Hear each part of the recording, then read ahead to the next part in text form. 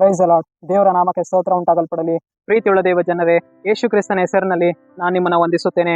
ಕೀರ್ತನೆಗಳು 103ನೇ ಅಧ್ಯಾಯ 4ನೇ ವಚನದಲ್ಲಿ ವಾಕ್ಯ ಈ ರೀತಿಯಾಗಿ ಬರೆಯಲ್ಪಟ್ಟಿದೆ. ನಿನ್ನ ಜೀವವನ್ನು ನಾಶದಿಂದ ತಪ್ಪಿಸುವವನು, ಪ್ರೀತಿ ಕೃಪೆಗಳೆಂಬ ಕಿರೀಟದಿಂದ ನಿನ್ನನ್ನು ಶೃಂಗರಿಸುವವನು ಎಂದು ವಚನ ಬರೆಯಲ್ಪಟ್ಟಿದೆ. ಅಂದರೆ ಪ್ರೀತಿಯುಳ್ಳ ದೇವ ಜನರೇ, ನಮ್ಮ ದೇವರು ನಮ್ಮನ್ನ ನಾಶನದಿಂದ ತಪ್ಪಿಸುವವರಾಗಿದ್ದಾರೆ.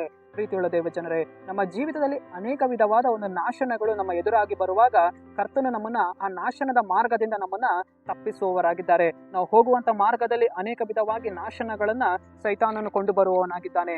ಆದರೆ ಕರ್ತನು ಆ ಎಲ್ಲಾ ನಾಶನದ ಮಾರ್ಗದಿಂದ ಕರ್ತನು ನಮ್ಮನ್ನೇನ್ ಮಾಡುವವನಾಗಿದ್ದಾನೆ, ತಪ್ಪಿಸುವವನಾಗಿದ್ದಾನೆ. ನಮ್ಮ ಕುಟುಂಬದಲ್ಲಿ ಬರುವಂತ ಒಂದು ನಾಶನಗಳು, ನಮ್ಮ ಒಂದು ಮಾರ್ಗದಲ್ಲಿ ಬರುವಂತ ನಾಶನಗಳು, ನಮ್ಮ ಬಿಸ್ನೆಸ್ ನಲ್ಲಿ ಬರುವಂತ ಒಂದು ನಾಶನಗಳು, ಕರ್ತನ ಅದನ್ನೇನ್ ಮಾಡುವವನಾಗಿದ್ದಾನೆ, ತಪ್ಪಿಸುವವನಾಗಿದ್ದಾನೆ. ಅಷ್ಟು ಮಾತ್ರವಲ್ಲ, ಪ್ರೀತಿ ಕೃಪೆಗಳಿಂದ ನಮ್ಮನ್ನ ಏನ್ ಮಾಡುವವನಾಗಿದ್ದಾನೆ, ಶೃಂಗರಿಸುವವನಾಗಿದ್ದಾನೆ.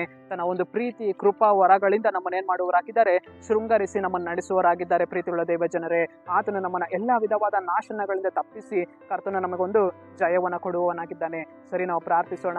ಅಪ್ಪ ಕರ್ತನೆ, ಈ ಸಮಯಕ್ಕಾಗಿ ನಾನು ನಿಮಗೆ ಸ್ತೋತ್ರ ಮಾಡ್ತೇನೆ ರಾಜ.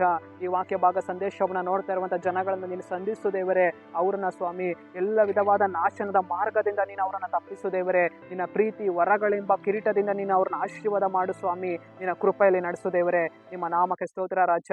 ನಜರೇತಿನ ಯೇಸುವಿನ ನಾಮದಲ್ಲಿ ತಂದೆಯೇ, ಆಮೇನ್.